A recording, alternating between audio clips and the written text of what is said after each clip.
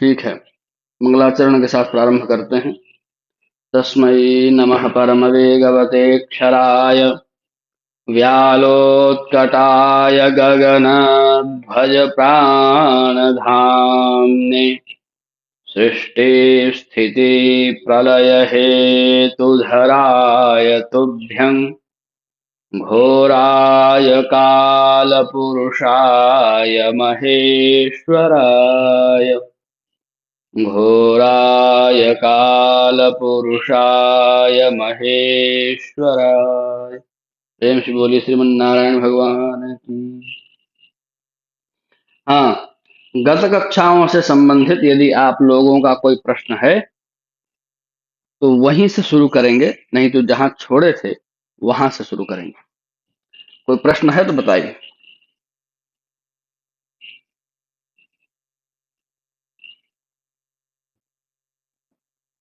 सीधे आगे बढ़ें। इसका मतलब है कि आप लोग स्वाध्याय नहीं करते हैं। गीता गंगा और गीता प्रबोधिनी और ये पदच्छेद अन्वय, इन तीनों में से किसी दो के माध्यम, ये तो रखना ही है गीता पदच्छेद अन्वय वाला जो हम लोग पढ़ रहे हैं, इसके साथ में रिवीजन तो करना ही है। इसके अलावा साथ में गीता गंगा से और गीता, चाहे गीता प्रबोधिनी से चाहे दोनों से, जिसकी जैसी योग्यता, जिसकी जैसी क्षमता, जिसके पास जैसा समय, अध्ययन स्वाध्याय अलग से भी करते रहिए और अपने ज्ञान को बढ़ाते रहिए।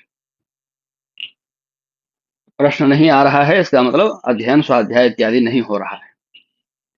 तो आगे हम लोग बढ़ते हैं।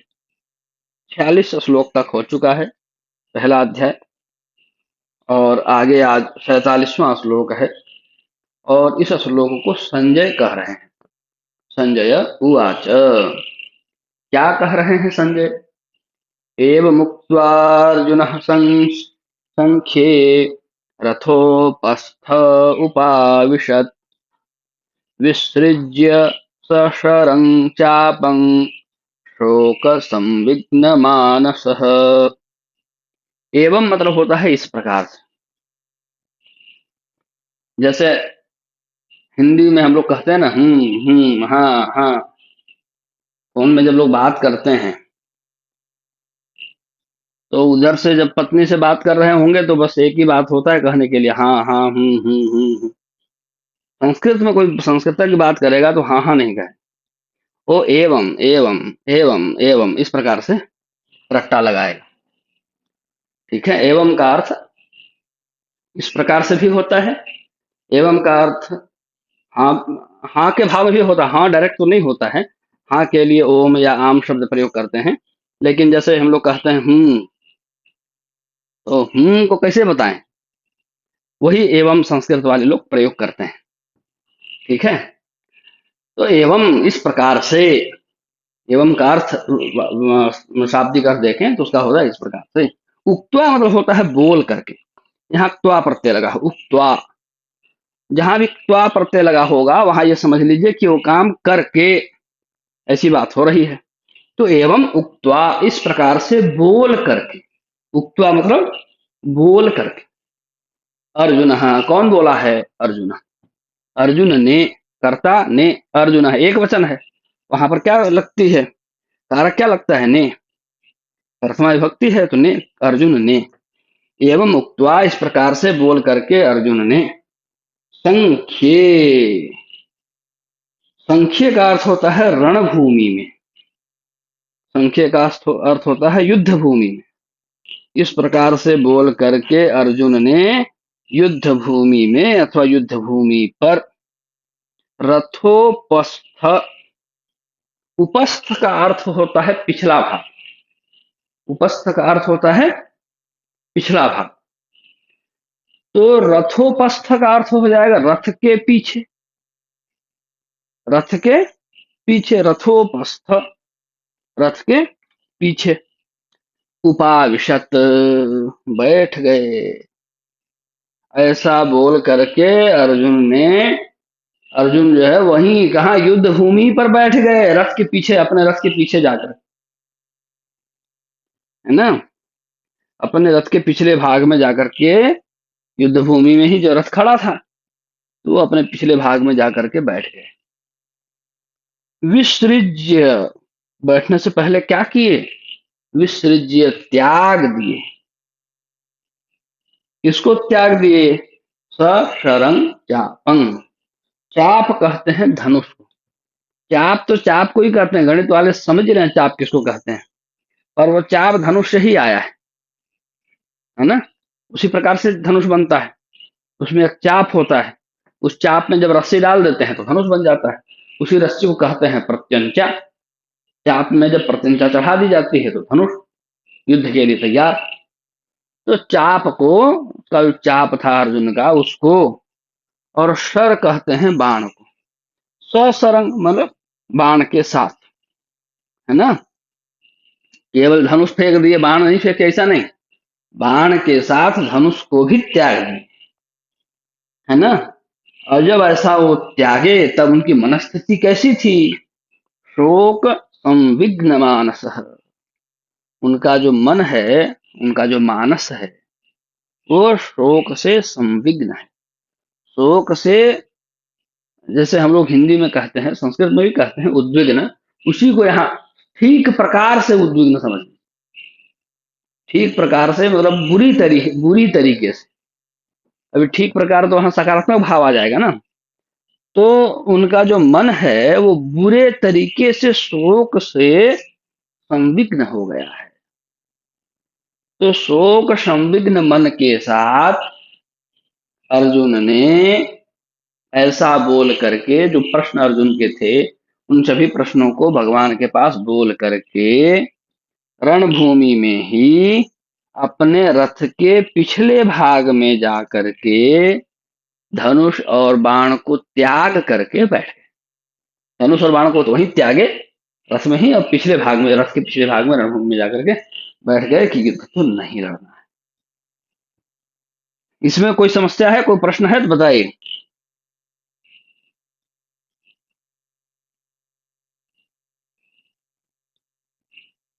है कोई प्रश्न इसमें? आगे बढ़े, आगे बढ़े। अब अंत में देखिए क्या लिखा हुआ है। अब अंत में क्या लिखा हुआ है उसको देखिए। अंत में लिखा हुआ है ओम तत्सदिति। ओम इत्येकाक्षरम ब्रह्म। यह ओम अक्षर जो है वह साक्षात ब्रह्म का ही वाचक है।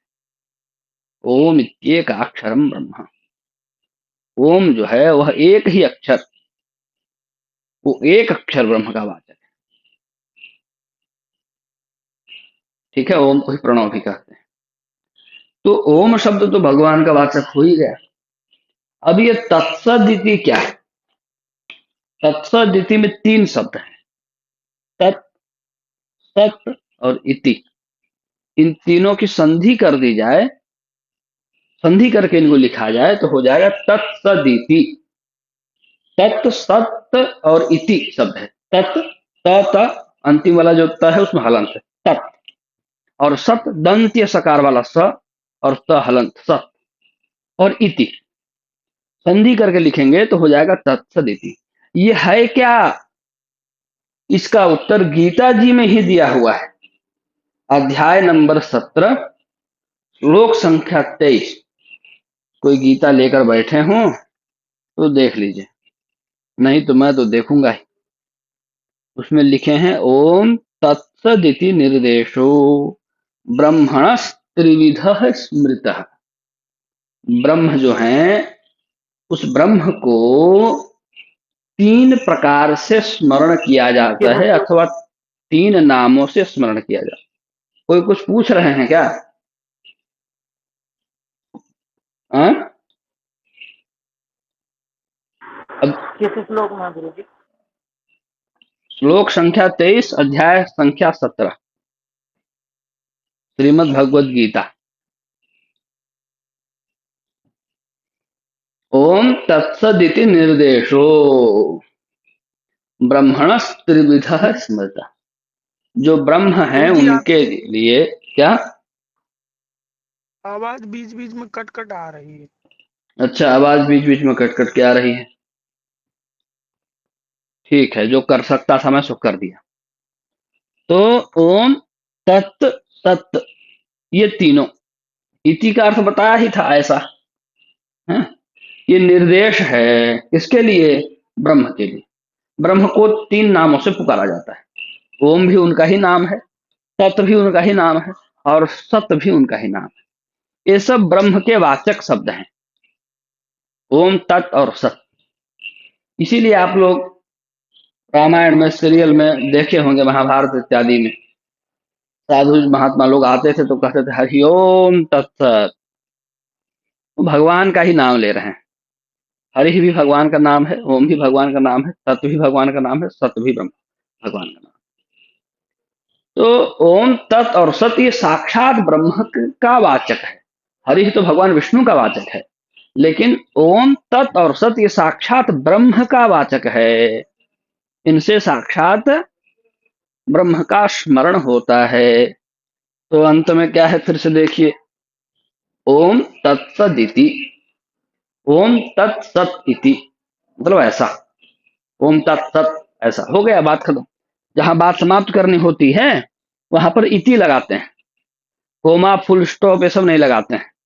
श्लोक में श्लोक लिख रहे हैं तो कोई उसी श्लोक के बीच में यदि कोई नया प्रकरण प्रारंभ करना होगा तो लिखेंगे अथ, और कोई बात समाप्त करनी होगी तो लिखेंगे इति।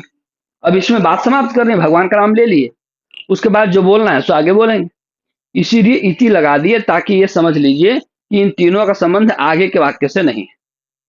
अर्थ लगाने में, अर्थ लगाने में इनका संबंध आगे के वाक्य से नहीं। तो भगवान का नाम ले लिए, उसके बाद कहते हैं श्रीमद् भगवद गीतासु उपनिषद। उपनिषद श्रीमद् भगवद गीता के लिए ही कहा गया है। जो उपनिषद है श्रीमद् भगवद गीता, उसमें, जो उपनिषद है श्रीमद् भगवद गीता, उसमें 108 उपनिषद कहे गए हैं, उसमें गीता जी का नाम नहीं है। लेकिन जब गीता महात्म्य में हम लोग पढ़ रहे थे तो मैं क्या बताया था, सर्वोपनिषदो गाओ दोग्धा गोपाल नंदन।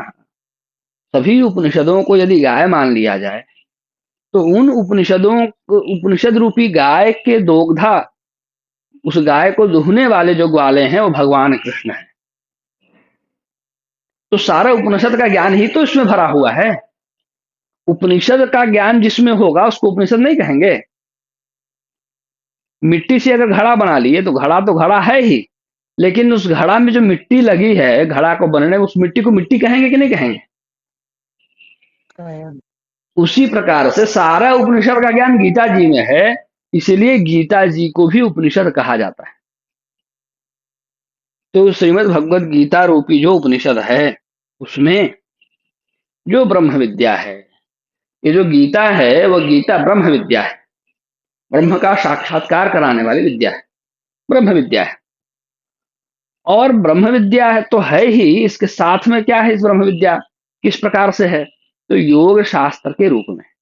योग शास्त्र मतलब जो षड दर्शन होते हैं हमारे, 6 प्रकार के दर्शन हम लोगों के हैं, तो 6 प्रकार के दर्शन में एक योग दर्शन भी है, उसी को योग शास्त्र भी कहते हैं सामान्य भाषा में। वो वाला नहीं, यहाँ योग का अर्थ है युंजते अनेन इति, इसके माध्यम से जुड़ता है। मतलब यहाँ योग शास्त्र का अर्थ होगा ऐसा शास्त्र जो जीवात्मा को परमात्मा में जोड़ देता है, ऐसा शास्त्र। तो ऐसा शास्त्र होगा तो कहाँ, कैसे, क्यों? इसका उत्तर यही है कि इस गीता में आप देखिए, ज्ञान योग भी है, भक्ति योग भी है, कर्म योग भी है, हर जगह तो योग योग लगा है ना। तो यहाँ योग शास्त्र का अर्थ है कि जो श्रीमद् भगवद गीता ज्ञान योग, कर्म योग और भक्ति योग के रूप में विभक्त है, और जिसमें ब्रह्म विद्या रूपी ज्ञान निहित है, ऐसी जो श्रीमद् भगवद गीता है उसमें। और यह है कैसी, तो यह है श्री कृष्णार्जुन संवाद, संवादे, श्री कृष्ण और अर्जुन के संवाद के रूप में यह गीता है। इसीलिए यहां पर कह रहे हैं श्री कृष्णार्जुन संवादे, कृष्ण और अर्जुन के संवाद में, क्योंकि गीता में इन दोनों के बीच बातचीत चल रही है। अर्जुन विषाद योग, कितनी क्या अद्भुत अद्भुत मतलब बात है। देखिए, अर्जुन को विषाद हुआ, वह भी योग हो गया। ऐसा क्यों हुआ? ऐसा इसलिए हुआ कि वह जो विषाद हुआ था ना, वह विषाद अर्जुन को भगवान के पास हुआ। वह अपने विषाद को लेकर के भगवान के पास गया, तो उसका विषाद भी भगवान से जोड़ने में सहायक हो गया।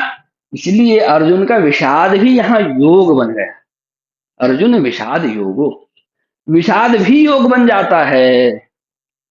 नहीं तो संसार में क्या चल रहा है? आप अपनी परेशानी लेकर के परमात्मा के पास मत जाइए, किसी और के पास जाइए। देखिए कैसे आपकी परेशानी का लोग आनंद उठाते हैं और तुरंत सोचने लग जाएंगे इसकी इस परेशानी से हम अपना अपना क्या स्वार्थ सिद्ध कर लें। उससे भी कोई निकृष्ट हुआ तो हो सकता है कि देख ही रहे हैं संसार में कितने प्रकार की चीजें चल रही हैं। इतना मानव तस्करी और क्या क्या नहीं चल रहा है, क्या क्या पाप नहीं चल रहा है। कुछ हो कैसे रहा है इतना पाप? लोगों की मजबूरी का, लोगों के शोक का, लोगों के विषाद का दुरुपयोग करके ही तो हो रहा है। वैसा क्यों? क्योंकि जो विषाद हुआ वह विषाद परमात्मा से विमुख होकर के अन्यत्र इधर उधर हुआ। इसलिए उस विषाद ने उसको परमात्मा से दूर संकट में डाला। पर अर्जुन का विषाद कैसा है? विषाद भी हुआ तो उस विषाद को लेकर के अर्जुन भगवान के पास गए, उनसे ही अपनी समस्या कह रहे हैं, उनसे ही अपनी बात बता रहे हैं। तो अर्जुन का विषाद भी योग बन गया है। तो हम भी अपनी कोई समस्या भगवान को बताते हैं, तो वह क्योंकि वह समस्या ही भगवान की ओर मोड़ने वाली है ना। इसीलिए तो वो दोहा प्रसिद्ध है, दुख में सुमिरन सुख में सुमिरन सब करे, दुख में करे न कोई। जो दुख में सुमिरन करे, जो सुख में सुमिरन करे तो दुख काहे को है। हम तो सुख दुख दोनों में सुमिरन करते हैं, इसलिए हमको इसकी जरूरत पड़ती नहीं। दुख में सुमिरन सब करे, सुख में करे न कोई। जो सुख में सुमिरन करे तो दुख काहे को है। तो दुख जो है उसको भी अच्छा बताया गया। क्यों? योग बोला गया उसके लिए भी। क्यों? क्योंकि वह भी अर्जुन को भगवान से जोड़ रहा था। तो जब भी कोई दुख हो, परेशानी हो, और वह दुख या परेशानी भगवान की ओर जोड़ने वाला हो, तो वो हर्ष ही देता है, वो प्रसन्नता ही देता है, वो सुख ही देता है। इस बात को और समझना हो तो जरा जो जाते हैं ना कांवड़ लेकर के बाबा बैद्यनाथ धाम की यात्रा में, जाकर उनसे पूछिए, उनसे मिलिए। थोड़ी सी परेशानी बच्चों को होती है, थोड़ा सा चोट लगता है ना, तो बच्चा रो रो कर सर उठा लेता है। और उस परिक्रमा में आप लोग देखे होंगे, मैं भी देखा, 105 किलोमीटर की परिक्रमा है। छोटे छोटे उम्र के बच्चे बाबा के पास जल लेकर के, कांवड़ लेकर के पहुंच जाते हैं। कष्ट होता है, पूछा जाता है भाई कष्ट नहीं हो रहा है, पर वो कष्ट का पता ही नहीं चलता है। वो तो कष्ट कहाँ रहा, वह विषाद, वह कष्ट तो योग बन गया ना। भगवान के पास बढ़ रहे हैं, तो भगवान की ओर मोड़ने वाला, भगवान तक पहुंचाने वाला जो कष्ट होता है, वह कष्ट नहीं रह जाता है, वह योग बन जाता है। और हमारी मानसिकता देखिए कैसी है। मन हमेशा योग विरोधी होता है। होगा क्या, जब जैसे ही व्यक्ति को एक दो दो चार पांच परेशानी आ जाएगी तो नास्तिक बनने लगेगा, भगवान नहीं है, ये नहीं है, वो नहीं है, दिस नहीं है, दैट नहीं। तो मन तो योग विरोधी है, वो चाहता नहीं है कि परमात्मा से मिले। उसी प्रकार से जैसे चुंबक का जो समान, जो उसका ध्रुव है, उसको आपस में मिलाएंगे तो क्या होगा? विपल्सन होगा, डिस्ट्रैक्शन होगा, दूर जाएंगे। तो परमात्मा और आत्मा, इस आत्मा में वही चीज है ना जो परमात्मा में है। अब वो चला गया है कंट्रोल, मन के कंट्रोल में, तो वह होता है योग विरोधी ही। मन जो है उधर मिलने देना नहीं चाहता है। इसलिए थोड़ी भी जब भी उसको मौका लगता है कि भगवान के ऊपर से आपका विश्वास हट जाए, आपको नास्तिक बनाया जा सके, तब तब वो एक बार जोर से उफान मारता है। थोड़ी परेशानी होगी, आदमी सब, बहुत सारे सज्जन हमको मिलते हैं, पूजा पाठ करना छोड़ देंगे, कहेंगे नहीं नहीं हमारा भगवान से भरोसे उठ गया, हमको इतना परेशानी है। तुमको परेशानी आ गया, इसमें भगवान के भरोसे का क्या ताल्लुक भाई, क्या संबंध है? तुमको परेशानी आ गया तो तुम्हारा भगवान से भरोसा उठ गया, इसका संबंध क्या आपस में? तो क्या होता है, भगवान से विमुख हो करके वह विषाद जो योग बन सकता था, वह योग नहीं हो पाता। वहां शोक तो दुर्योधन को भी हुआ, वो भी तो देखा। समस्या लेकर क्यों गया था उनको बताने के लिए, द्रोणाचार्य को क्यों बोलने गया कि देखिए आपके जो शिष्य हैं, तब शिष्य न धीमता, तो आपके जो बुद्धिमान शिष्य हैं वो हैं उधर सेना में, क्यों बताने गया योद्धाओं को? शोक के कारण, भय के कारण ही न बताने के लिए गया। उसके भय को दूर करने के लिए भीष्म पितामह शंख बजाए। तो दुर्योधन को भी हुआ, पर दुर्योधन को मन में जो भय हुआ, शोक हुआ, वह योग नहीं बन पाया, क्योंकि उसमें तो उसका अहंकार चरम पर था, वह भगवान की ओर मुड़ा नहीं था। तो भगवान की ओर मुड़ने में ही इतना सामर्थ्य है, पहुंचना तो बहुत दूर की बात है, जब पहुंचेंगे तब पहुंचेंगे। जैसे ही आप भगवान की ओर जाने के लिए मुड़े, तो जिस दिशा में भगवान होते हैं उस दिशा में ही वह सामर्थ्य हो जाता है कि आप तुरंत योगी बन जाते हैं। इसीलिए भगवान अर्जुन को कहते हैं तस्माद योगी भव अर्जुन, योगी बन जाइए। योगी कैसे बनिए वो सब पहले भी बता चुका हूं। बीच बीच में फिर भी जहां जहां आवश्यकता होगी, जहां जहां गीता जी के माध्यम से निर्देश निर्देश किया जाएगा, वहां वहां पर मार्गदर्शन करूंगा। तो अर्जुन विषाद योगो नाम प्रथमोध्याय, यह जो प्रथम अध्याय है उसका नाम है अर्जुन विषाद योग, क्योंकि इस प्रथम अध्याय में अर्जुन को विषाद हुआ। यह जो लाइन है, ओम तत्सदिति श्रीमद्भगवद गीतासु उपनिषत्सु ब्रह्म विद्यायां योग शास्त्रे श्री कृष्णार्जुन संवादे अर्जुन विषाद योगो नाम प्रथमोध्याय, इस पंक्ति को कहते हैं पुष्पिका। और यह पुष्पिका आपको सभी अध्यायों के अंत में मिलेगी, सभी अध्यायों के अंत में एक जैसी रहेगी, केवल अध्याय का नाम आपको अलग अलग मिलेगा। तो सभी अध्यायों का नाम मैं आप लोगों को बता ही चुका हूं पहले ही। दूसरे अध्याय का नाम सांख्य योग है, तो वहां लिखा होगा सांख्य योगो नाम द्वितीय अध्याय। इतना ही, बाकी चीजें सेम टू सेम। तो जो चीजें सेम टू सेम होंगी उनका अर्थ बताने की आवश्यकता होगी नहीं, और जहां पर आवश्यकता होगी अर्थ बताने की वहां पर बताएंगे। इसको पुष्पिका कहते हैं, सभी अध्यायों के अंत में रहता है। ये दो बात जानने की है, इसका अर्थ क्या है वो भी बता दिया। जो आगे जब कहीं जब भी जहां भी आएगा अध्याय, जिस जिस भी अध्याय के अंत में आएगा, वहां पर आप स्वयं से अर्थ लगा सकते हैं। और जो अध्याय के नाम होंगे वो सब अध्याय से जुड़े होते हैं, तो उनके विषयों की चर्चा हो ही चुकी होगी, तो क्लियर हो जाएगा। नहीं जहां होगा वहां पर हम हैं ही सहायता करने के लिए। तो इस प्रकार से प्रथम अध्याय आज पूरा हो गया, एक सीढ़ी हम लोग चढ़ गए। प्रेम से बोलिए श्री कृष्ण भगवान की जय। भगवान की कृपा से गीता ज्ञान रूपी समुद्र में, जहां 18 बड़े बड़े समुद्र हैं, उनमें से एक समुद्र तो हम लोग लांघ गए। अब 17 बचा है, उसमें अब दूसरे पर आते हैं। ठीक है। एक और संस्कृत जगत में से नियम है, संस्कृत परंपरा में, भारतीय परंपरा में, गुरु परंपरा में, गुरुकुल शिक्षा पद्धति में एक और नियम है, कभी भी हम लोग अध्याय को समाप्त करके, चैप्टर क्लोज करके काम नहीं छोड़ते, पढ़ाई बंद नहीं करते। जैसे कुछ पढ़ा रहा हूं, जैसे आज गीता ही पढ़ा रहा हूं, अब पहला अध्याय भी खत्म हो गया और घंटी बज गई या 10 बज गया या कक्षा समाप्त होने का समय हो गया, तो कक्षा होने का समाप्त होने का समय होने के बाद भी, क्योंकि पहला अध्याय खत्म हुआ है, तो खत्म करके नहीं छोड़ेंगे, दूसरा अध्याय प्रारंभ करके ही कक्षा को छोड़ेंगे, खत्म करके नहीं छोड़ते हैं। यही बात देखिए दक्षिणा में भी सब लोग हैं, 100 रुपया नहीं देते हैं, 101 रुपए देते हैं, 10 रुपए नहीं देते हैं, 11 रुपए बढ़ा कर देते हैं। पूर्णता वाला नहीं, लेन देन चलता रहना चाहिए, ज्ञान चलता रहना चाहिए, ज्ञान परिपूर्ण नहीं है। इस भावना से कभी भी अध्याय कंप्लीट करके कक्षा का विसर्जन नहीं किया जाता है, आगे पढ़ करके ही विसर्जन बंद करते हैं, ताकि दिमाग में रहे कि भाई आगे भी पढ़ना है। तो ये भारतीय ज्ञान परंपरा का सिद्धांत है। खैर आज तो ऐसी स्थिति उत्पन्न नहीं हुई है, यदि हुई होती तो भी हम लोग दूसरे अध्याय के पहले श्लोक को पढ़ के ही विराम करते। ठीक है। अब अथ द्वितीयोध्याय, अच्छा, अभी तक में कोई प्रश्न है तो आप लोग पूछिए। पानी गुरु पूरा जी पानी। जैसे पाठ करते हैं अध्याय का, तो उधर भी ऐसे नियम लागू होता है? हम्म। पाठ करते हैं जैसे किसी अध्याय का, तो उधर भी ऐसे ही करना है? गीता पाठ। जी जी गुरु। ये प्रश्न पूछ के तो आप बहुत अच्छा काम किए।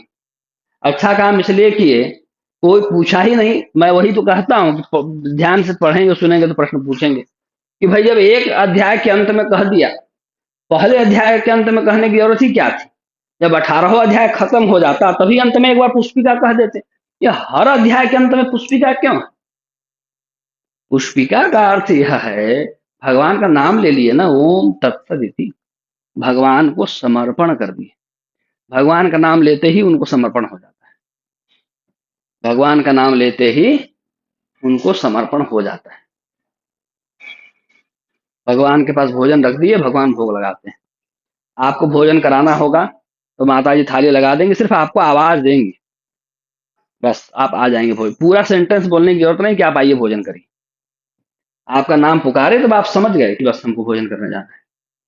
तो भगवान गीता पाठ करके जैसे ही आप ये पुष्पिका पढ़ते हैं, तो यह पुष्पिका, यह जो पाठ आपने किया वह भगवान को अर्पित हो जाता है। आपके अकाउंट में क्रेडिट हो जाता है इसका पुण्य। पुष्पिका इसलिए हर अध्याय के अंत में पढ़ना चाहिए। दुर्गा सप्तशती इत्यादि का भी जब हम लोग पाठ करते हैं तो उसके अंत में जो पुष्पिका लिखी रहती है उसको पढ़ना चाहिए। उसको पढ़ते ही वह भगवान को समर्पित हो जाता है, तो तुरंत उसका क्रेडिट आपको प्राप्त हो जाता है। तो कदाचित व्यास जी के मन में यह होगा, या है ही, मानकर चलिए कि भाई हो सकता है कोई ऐसा भी हो कि पूरी गीता न पढ़ पाए। इतना कहाँ किसको सौभाग्य है? ऊपर से माया प्रपंच इतनी, माया प्रपंच इतनी, और आ रहा है कलयुग। कहाँ कौन पढ़ने पढ़ाने वाले मिलेंगे? तो पढ़ने पढ़ाने वाले मिलेंगे, वो भी इस प्रकार से फैलाएंगे, आप देखिए समझ में नहीं आएगा कौन सी गीता असली। 1000 नकली गीता रख लो, जब जहां 1000 गीता नकली है, एक ही गीता असली है, कितनी प्रोबेबिलिटी उसकी होगी कि वो असली गीता उठाएगा कोई भी आदमी, जब तक किसी परंपरा प्राप्त गुरु के माध्यम से उसको बताया न जाए, बोला न जाए। ऊपर से फ्री पर इतना विश्वास है सबको, फ्री पर इतना विश्वास है।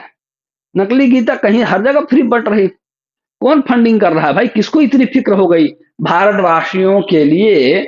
संसार में किसको इतनी फिक्र हो गई कि ये सब भारतवासी गीता ज्ञान से युक्त हो जाए? कौन है संसार में इतनी फंडिंग करने? हर जगह घूम घूम के गीता बांट रहे हैं, कौन दे रहा है उनको सैलरी? कहां से इतनी पुस्तकें छप रही है और बांटी जा रही है? उनका उद्देश्य क्या है?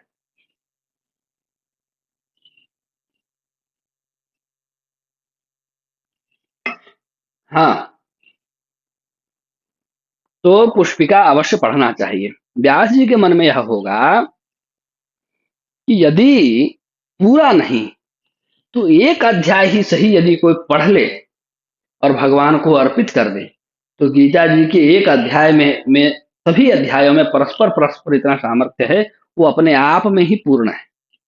पहला अध्याय अपने आप में पूर्ण है, दूसरा अध्याय अपने आप में पूर्ण है। अपने विषय को पूरा करके छोड़ते नहीं है।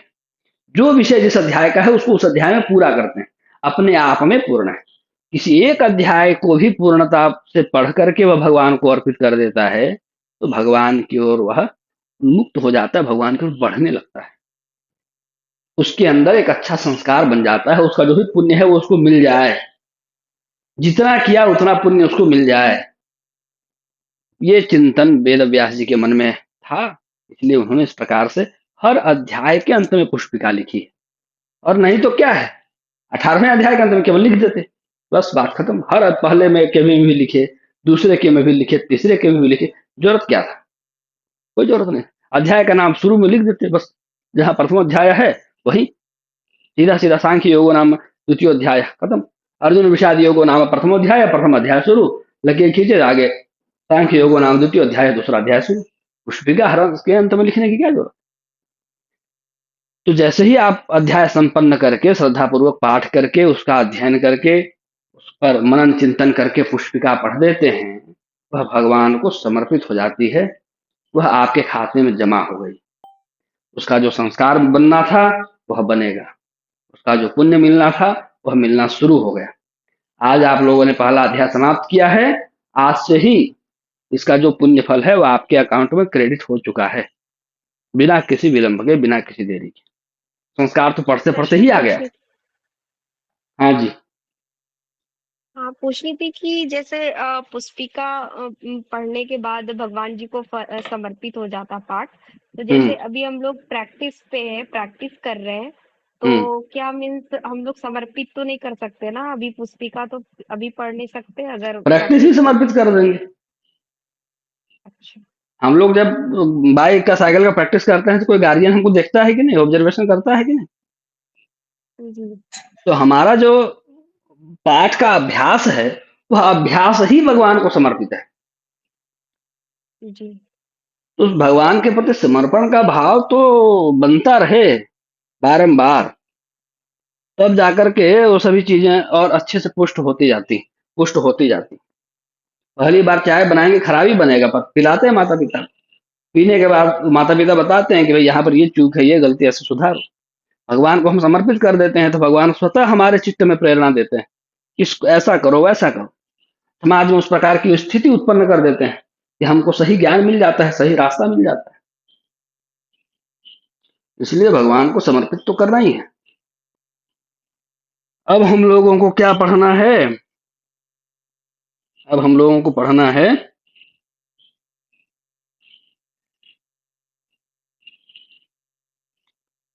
सांख्य योग यानी दूसरा अध्याय।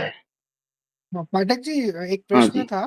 हम्म अभी हमने जैसे शुरुआत में पढ़ा था अनुष्टुप छंद के बारे में। हम्म तो अभी आगे जो कुछ श्लोक आ रहे हैं, अभी भी जो कुछ ऐसे श्लोक आएंगे, उसमें कहीं ना कहीं वो थोड़ा डिफरेंस आता है, वो 8 शब्द हाँ, हर बढ़ा जगह दिए हैं। अनुष्टुप नहीं है, तो उसको ज्यादातर कैसे अनुष्टुप पढ़ना है, है? ये समझिए। अच्छा अच्छा। सारा तो श्लोक बाकी। अनुष्टुप ही है ऐसा नहीं, अलग अलग छंद भी अच्छा। हैं गीता में। और जब हम पाठ करेंगे तो उस समय देख लीजिएगा कैसे करते हैं। हम तो जी वो जी। आपकी तरह नहीं गा पाते हैं, पर सामान्य रूप से जो है सो बता नहीं देंगे। नहीं, पढ़ने पढ़ने का, क्योंकि क्या अभी वो 8वां वाला जो पढ़ने पढ़ने में आता है वो थोड़ा सा आसान होता है। लेकिन इसमें हम्म कहाँ रुकना है, कहाँ चलना है, वो थोड़ा अभ्यास करना पड़ेगा, उसके लिए मैं सोच रहा हूँ। अभी पहले अध्याय में तो वैसा कोई नहीं आया है। नहीं नहीं, वैसा नहीं है। पहला अध्याय तो फिर भी थोड़ा आसान है।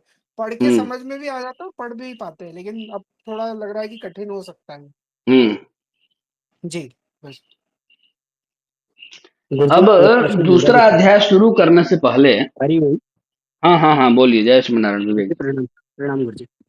एक मेरा प्रश्न था। जी। जी जैसे दुर्गा सप्तशती में हमें अथ, इति, समाप्त इत्यादि नहीं बोलना पड़ता ना हम्म 13 अध्याय में, तो क्या हम्म ऐसा नियम गीता जी में या अन्य ग्रंथों के पठन पाठन ऐसा मैं भी के? सुना हूँ कि अर्थ और इति का जो है वो पाठ नहीं करना चाहिए, केवल अध्याय का नाम पढ़िए और आगे जो है पढ़ना चाहिए। ऐसा मैं भी सुना और उससे कुछ पुण्य नष्ट भी होता है, ऐसा भी सुना हूँ कि अथा और उसको पढ़ने से ऐसा होता है। पर एक बार गुरु जी से पूछा था मैं, तो वो बोले थे कि लिखा है पाठ करने के लिए लिखा है, उसके बिना तो पाठ पूरा होता ही नहीं, इसलिए पाठ तो करना चाहिए। मैं तो पाठ करता हूँ और इसके बारे में मैं बहुत ज्यादा चिंतन नहीं किया। जरूरत अच्छा। होगी तो चिंतन करेंगे। अभी केशव जी देखिए जुड़ गए हैं, इस पर चिंतन करके बताएंगे। कर्मकांड वाले वही हैं कि जो जो द्रौपदी की जो पाठ किया गीता जाता है उसके अंत पुस्तक में, आदि। उसके प्रारंभ में अर्थ और पाठ के अंत में इति, ये जो है वो पढ़ना चाहिए कि नहीं पढ़ना चाहिए। कदाचित ये हो सकता है कि केवल अथ पढ़ा जाए और केवल इति पढ़ा जाए तो दोष हो, कदाचित ऐसा हो सकता है। पर मैं इसके बारे में ज्यादा चिंतन नहीं किया। कभी कर सकते हैं चिंतन। जी, अच्छा। हम्म पुस्तक में तो लिखा था उन्होंने, मैं तो स्वयं जब गीता पाठ प्रसाद करता में। हूँ तो मैं पढ़ता हूँ।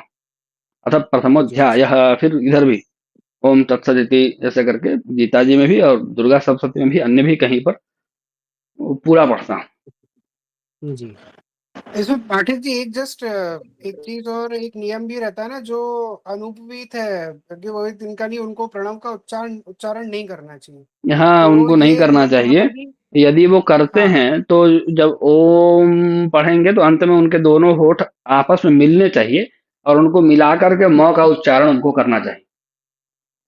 तो यदि अच्छा वो अच्छा ऐसा करते हैं तो वो दोष नहीं है। अनुभवीति लोग भी अच्छा ओम ऐसे पढ़ते हैं तो दोष नहीं। जी ठीक अंत में दोनों होठों का स्पर्श करना, मिलाना मकार के उच्चारण के साथ वो आवश्यक है। ये उसमें विशेष नियम है। तो अब इसमें दूसरा अध्याय हम लोग पढ़ने जा रहे हैं, और दूसरे अध्याय में भगवान ने अर्जुन को सांख्य योग बताया है। अब ये सांख्य योग क्या है, इसके बारे में थोड़ा सा पहले से ही परिचय प्राप्त कर लीजिए आप लोग। उससे क्या होगा कि सांख्य योग की पूर्व पीठिका तैयार हो जाएगी, और सांख्य योग का यदि कंसेप्ट क्लियर रहेगा तो दूसरा अध्याय समझने में भी थोड़ी सी सुविधा होगी, है ना। सांख्य योग या सांख्य दर्शन एक ही बात है।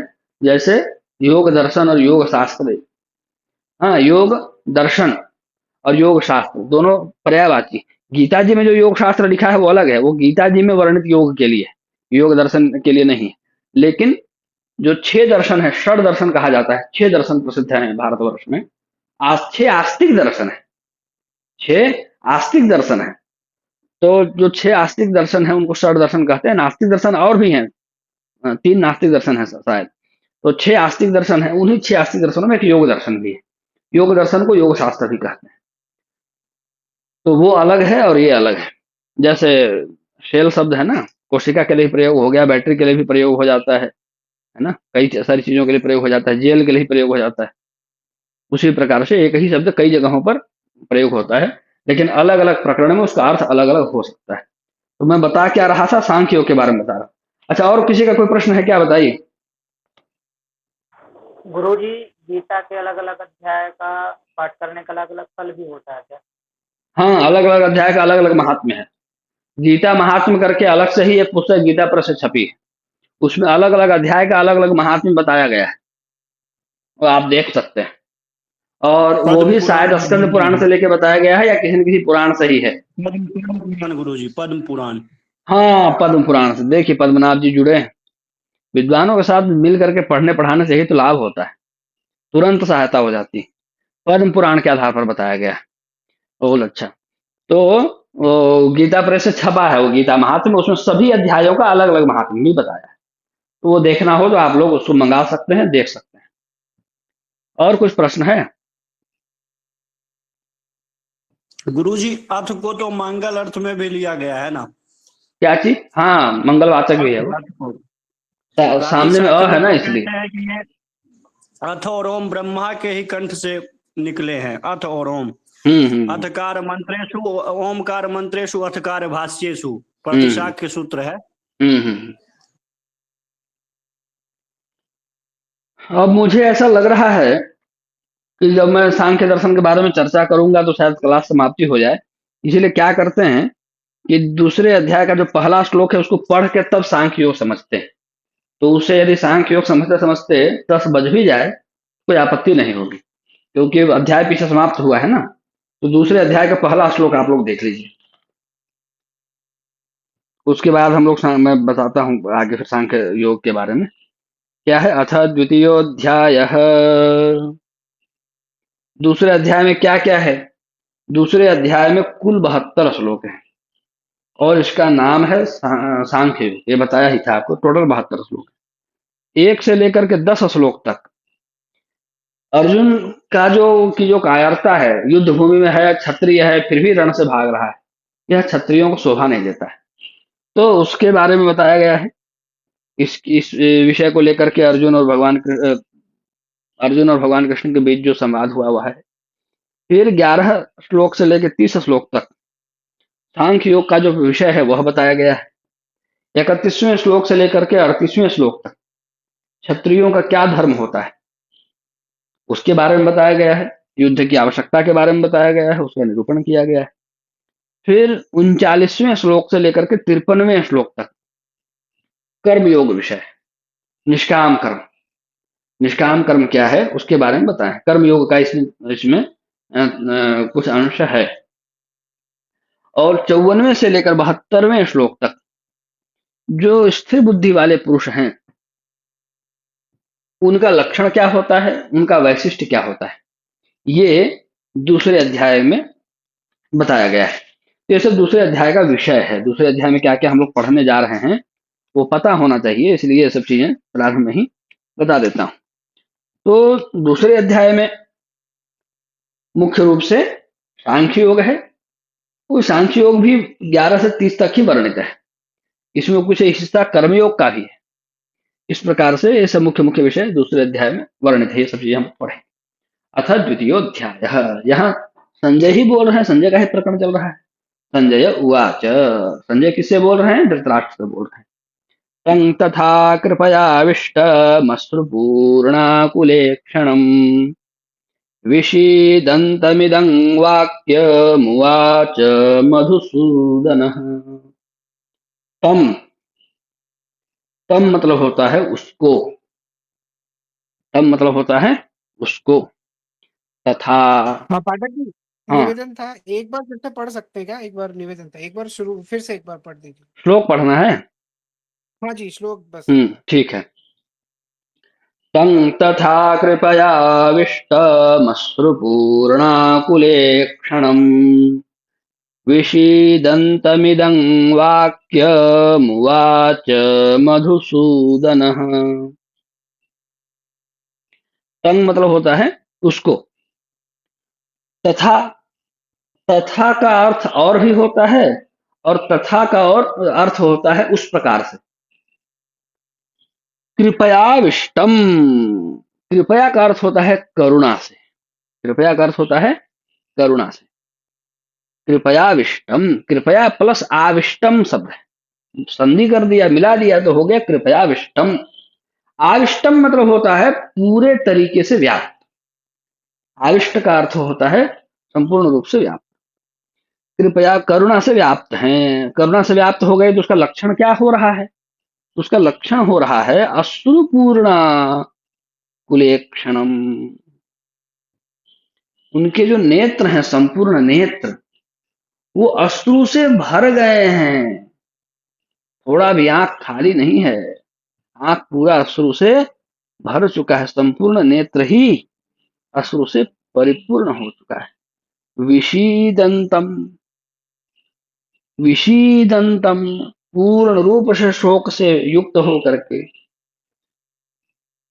इदम, इदम मतलब यह, वाक्यम, वाक्य मतलब वाक्य, उवाच कहते हैं कौन? मधुसूदन, भगवान मधुसूदन, भगवान कृष्ण। तम यहां पर जो आया है अर्जुन के लिए आया है।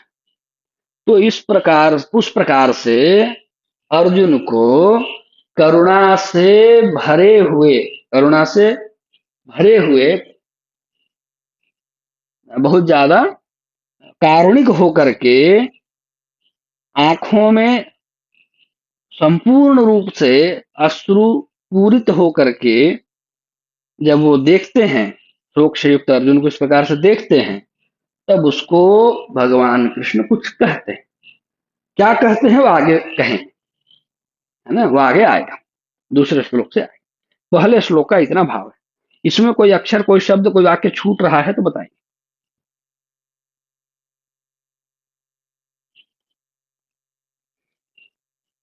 नहीं छूट रहा है ना? कोई प्रश्न नहीं है तो आगे बढ़ते हैं। सांख्य दर्शन के संबंध में थोड़ी चर्चा करेंगे।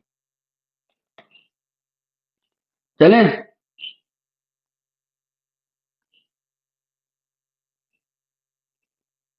आगे चलें? हो गया?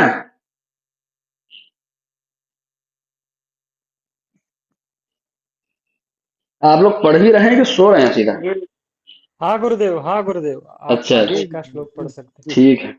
मुझे लगा सब लोग थोक के भाव में सोने तो नहीं लग गए। तो नहीं, नहीं। सांख्य योग के बारे में मैं बतला रहा था। जो दर्शन शास्त्र है, आस्तिक दर्शन वो 6 है और नास्तिक दर्शन 3 है। उन्हीं 6 आस्तिक दर्शनों में से एक सांख्य दर्शन भी है। सांख्य दर्शन, आस्तिक दर्शन। सांख्य दर्शन जो है वो द्वैत दर्शन है। द्वैत दर्शन का अर्थ होता है जो एक को नहीं दो को मानते हैं। द्वैत मतलब होता है दो, तो जो दो को मानते हैं। दो मतलब कौन कौन दो? दो मतलब है सांख्य दर्शन के अनुसार प्रकृति और पुरुष। सांख्य दर्शन का यह मानना है कि यह जो सृष्टि है ना, वो सृष्टि द्वैत सृष्टि है, अद्वैत सृष्टि नहीं है। सृष्टि के लिए दो की आवश्यकता है। सृष्टि जो है वो द्वैत सृष्टि है। तो कौन दो दो हैं? दो लोग कौन हैं? तो दो हैं प्रकृति और पुरुष। यही सांख्य दर्शन का मुख्य कंसेप्ट है, मेन कंसेप्ट है। अब यहां पर उत्पन्न होता है शंका या प्रश्न कि इसको सांख्य दर्शन फिर क्यों कहते हैं? सीधे सीधे द्वैत कह दें तो क्या हर्ज है? सांख्य क्यों कहते हैं? ये सांख्य कहने में क्या विशेषता है? सांख्य कहने में विशेषता है कुछ। संख्ये भवः सांख्य, ये इसकी व्युत्पत्ति होती है सांख्य शब्द की। संख्ये भवः सांख्य, जो संख्याओं से हुआ है वो सांख्य है, अथवा जिसमें कुछ संख्याएं हैं वो सांख्य है, जो संख्याओं से युक्त है वो सांख्य है। कितनी संख्या है इसमें? तो कहेंगे कि अभी तो आप बताए दो संख्या है, प्रकृति और पुरुष। नहीं नहीं नहीं, इसमें टोटल 25 संख्या है। इसमें टोटल 25 तत्व हैं। तो 25 संख्याओं से युक्त होने के कारण इस दर्शन को सांख्य दर्शन कहते हैं, क्योंकि संख्याओं से युक्त है।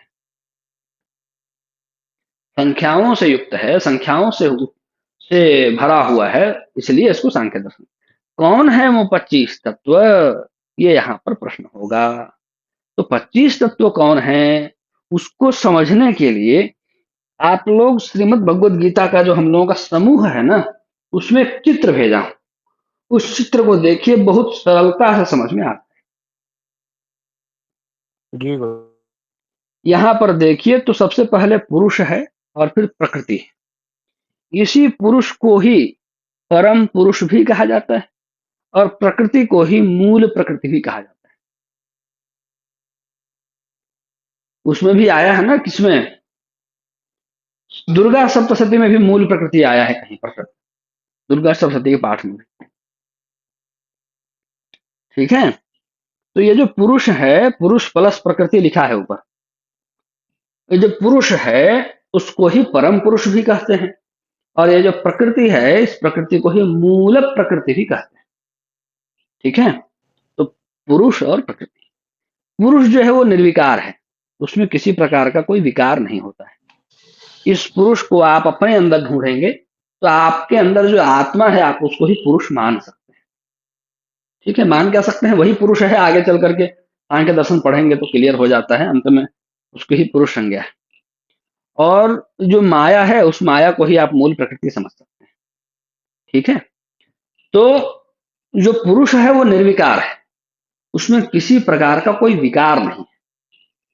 इसीलिए पुरुष में किसी प्रकार का कोई विकार नहीं है, तो आप देखिए पुरुष का आगे कोई सिस्टम नहीं, आगे कहीं से कोई कनेक्शन नहीं, कोई संपर्क नहीं, कुछ नहीं, बस निर्विकार है। जब निर्विकार है तो आगे कहां से कुछ चलेगा?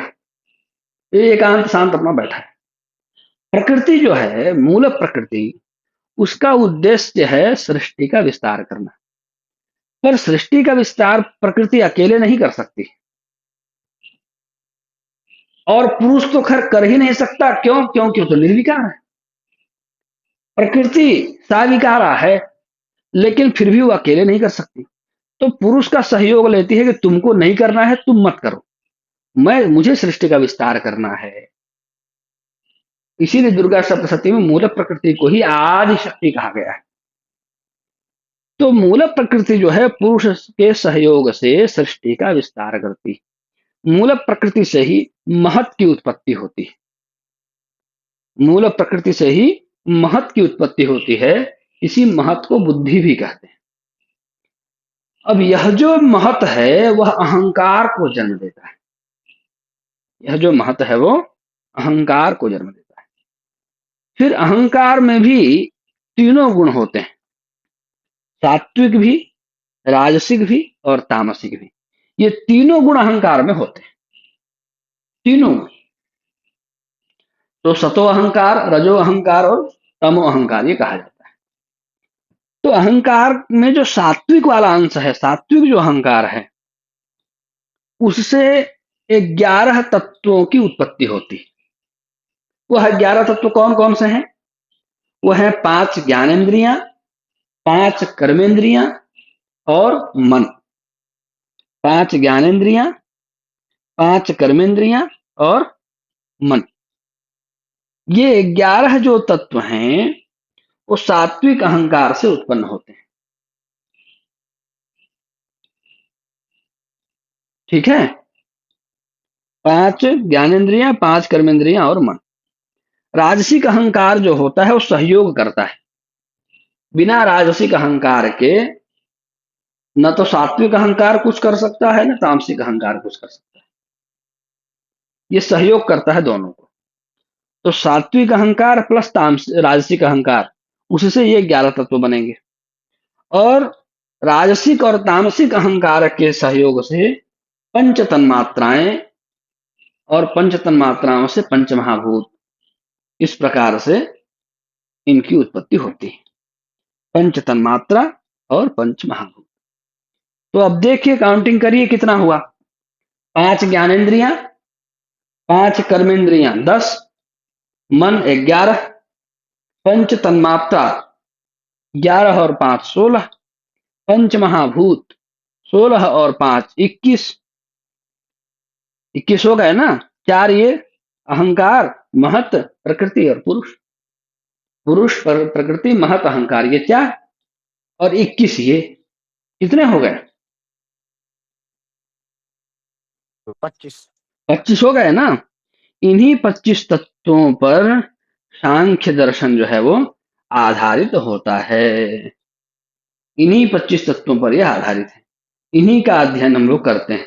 तो ये 25 तत्वों के माध्यम से सृष्टि के संबंध में बताता है। इसीलिए इसको क्या कहते हैं? इसीलिए इसको सांख्य दर्शन कहते हैं, क्योंकि इसमें संख्याएं हैं, 25 की संख्या, और तन्मात्राओं से भूतों की उत्पत्ति होती, पंच तन्मात्राओं से भूतों की उत्पत्ति होती। तो ये 25 तत्वों के नाम आप लोग देख लीजिए, नाम इसमें लिखा ही है ना। 5 ज्ञानेंद्रियां आप लोग जानते ही हैं, आंख, कान, नाक, जीभ और त्वचा। पंच कर्मेंद्रियां भी आप लोग जानते ही हैं, वाक, पाणी, पाद, पायु और उपस्थ, है ना। और पंच तन्मात्राएं, शब्द तन्मात्रा, स्पर्श तन्मात्रा, रूप तन्मात्रा, रस तन्मात्रा और गंध तन्मात्रा। इनसे ही पंच महाभूत की उत्पत्ति होती है। पंच महाभूत भी आप लोग जानते हैं, आकाश, वायु, अग्नि, जल और पृथ्वी। शब्द तन्मात्रा से आकाश की उत्पत्ति होती, शब्द गुण कम आकाश। इसी प्रकार से अलग अलग गंधवती पृथ्वी, गंध तन्मात्रा से पृथ्वी की उत्पत्ति होती है। तो अलग अलग तन्मात्राओं से अलग अलग महाभूत की उत्पत्ति होती है। फिर पंचीकरण की प्रक्रिया होती है। तो पंचीकरण की प्रक्रिया वेदांत का विषय हो जाता है। ठीक है, सांख्य दर्शन के 25 तत्वों के नाम पता चला कि नहीं चला आप लोगों को? जी गुरु जी, चल गया। सभी लोग 25 संख्या काउंट कर पाए कि नहीं?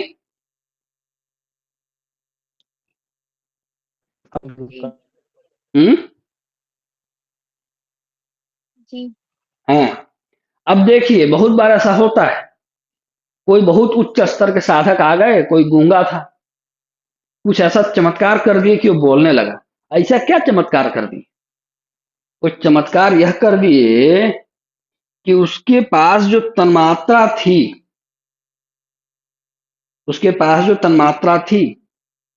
उस तन्मात्रा को उन्होंने एक्टिवेट कर दिया। बस वो एक्टिवेट नहीं था, इसलिए वो बोल नहीं पा रहा। एक्टिवेट कर दिए तो हो गया। दृष्टि के लिए दृष्टिहीन को नेत्र आ सकता है। यदि रूप तन्मात्रा ठीक प्रकार से एक्टिवेट रहे तो बिल्कुल हो सकता है। इसीलिए कहा जाता है योगी के लिए सब कुछ सुलभ है। योगी केवल यहां तक नहीं, इन सभी से मिलकर हमारा शरीर बना है। हमारे शरीर में ही ये 25 तत्व विराजमान है। इन 25 तत्वों पर हमारा कंट्रोल नहीं है। ये जो नास्तिक वाले होते हैं वो बस कहते हैं कि ऐसा करो कि जो तुम्हारी 5 ज्ञानेंद्रियां हैं और 5 कर्मेंद्रियां हैं उस पर कंट्रोल करो, बस हो गया तुम्हारा जीवन पर्याप्त। योगी जो होता है 25 तत्वों पर, 25वां छोड़ दीजिए, 24 तत्वों पर अधिकार होता है, और 24 तत्वों पर अधिकार करके वो 25वें तत्व को प्राप्त कर जाता है। इसलिए योगी के लिए कुछ भी दुर्लभ नहीं है। प्रकृति पे भी उनका अधिकार होता है। सहायक ही है प्रकृति और पुरुष एक दूसरे के, प्रकृति सहायता नहीं करेंगी तो कोई काम आगे बढ़ ही नहीं पाएगा ना। प्रकृति के साथ उसका अंतर्द्वंद्व चलता रहता है। वो सांख्य दर्शन में जब पढ़ेंगे ना अंत अंत में, तो ये सब विवाद और ये सब प्रश्न उत्पन्न हुआ है और उन सब का उत्तर भी दिया गया है। तो अधिकार का मतलब अपने कब्जे में लेना, अपने नियंत्रण में लेना नहीं है।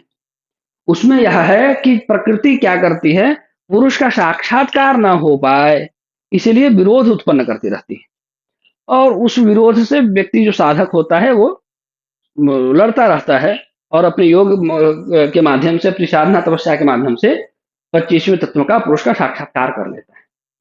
तो अधिकार का मतलब कब्जा करना ही नहीं है। अधिकार का मतलब है उसको अपने अनुरूप बनाना या उसके अनुरूप बन जाना, जिस प्रकार से कार्य सिद्ध हो जाए, ये यहाँ पर भाव है। अधिकार मतलब अपने नियंत्रण में लेना, अधिकार वाला भाव नहीं। तो 25 तत्वों का नाम आप लोगों को पता चल ही गया है, और योगी के लिए कुछ भी दुर्लभ नहीं है। कोई नेत्रहीन भी है तो योग विद्या के माध्यम से नेत्र ज्योति प्राप्त कर सकता है। कितने वर्षों में प्राप्त करेगा, कौन उसको वैसे गुरु मिलेंगे, कौन उसकी विधि बताएगा, ये तो अलग प्रश्न है। लेकिन योग के माध्यम से कुछ भी दुर्लभ नहीं। और इसीलिए जब तन्मात्राओं पर नियंत्रण होता है ना, तो जो सामान्य व्यक्ति नहीं देख सकता है वह भी आप देख सकते हैं। हमारे पुराने जितने शास्त्र हैं, घर में मतलब अपने जहां भी उनकी तपस्थली रही है, उस तपस्थली में बैठ करके ध्यान के माध्यम से, अतीन्द्रिय शक्ति के माध्यम से कितनी सारी चीजों को उन्होंने देख लिया, कितने सारे गणितीय सूत्र बता दिए, ब्रह्मांड के कितने रहस्य पुराणों में, वेदों में, शास्त्रों में भरे पड़े हैं। वो कहाँ से आए? इतने सारे मशीनों के बावजूद हम उन रहस्यों को नहीं प्रकट कर पा रहे हैं आज।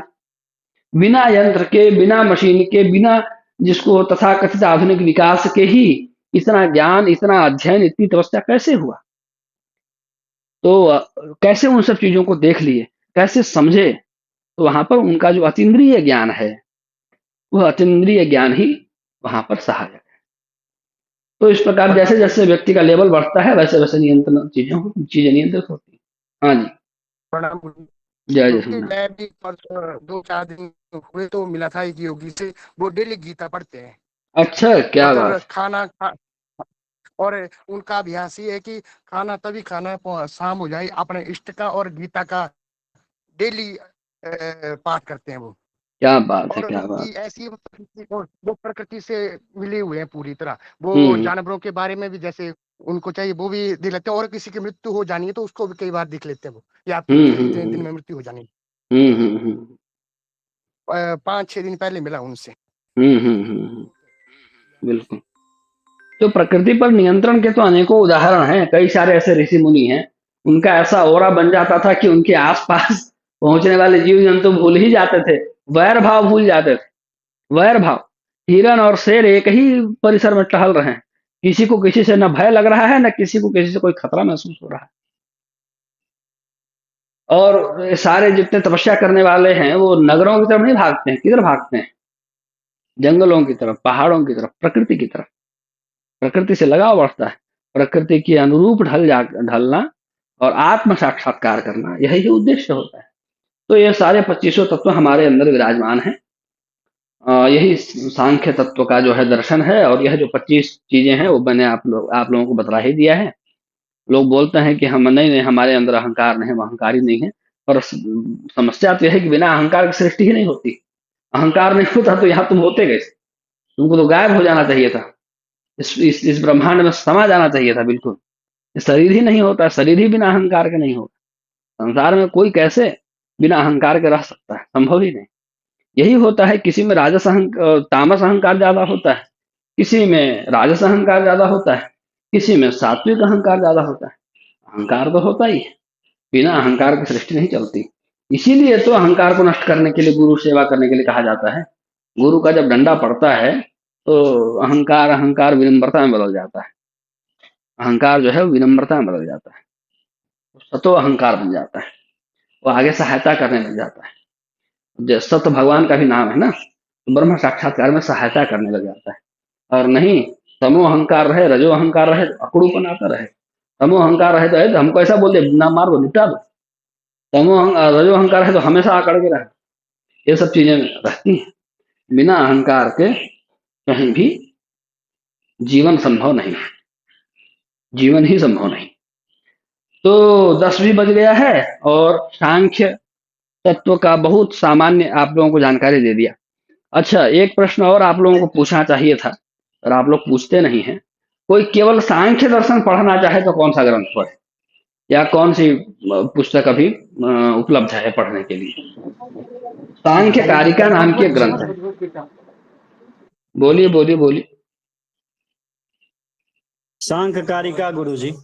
हाँ, ईश्वर कृष्ण करके कोई महापुरुष हैं, उनके द्वारा सांख्य दर्शन पर को समझने के लिए सांख्य कारिका नाम की पुस्तक लिखी गई है, और उसी की एक व्याख्या भी है वाचस्पति जी के द्वारा लिखी हुई, शायद सांख्य तत्व कौमुदी और गौरपाद भाष्य, ऐसे करके 2-3 व्याख्याएं उसकी हैं। तो कोई सांख्य दर्शन अलग से पढ़ना चाहे तो पढ़ सकता है। मैं भी सांख्य कारिका पढ़ा हूँ, कुछ लोगों को पढ़ाया भी हूँ। तो वेदांत दर्शन और सांख्य दर्शन तो कम से कम जरूर पढ़ना चाहिए। थोड़ा कठिन होता है अकेले पढ़ने में। बात तो सही है।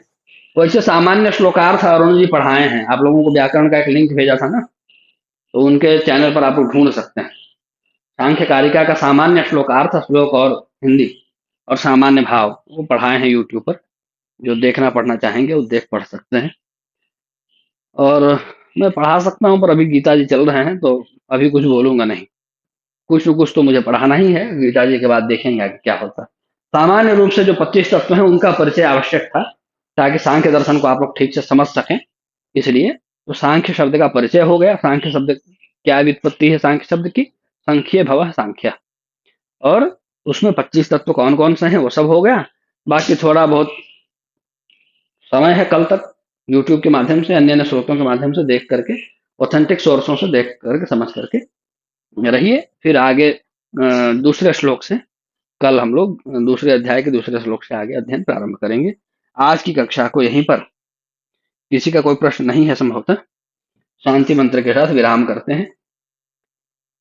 सर्वे भवन्तु सुखिनः, सर्वे सन्तु निरामयाः, सर्वे भद्राणि पश्यन्तु, मा कश्चित् दुःखभाग् भवेत्। ओम शांति शांति शांति।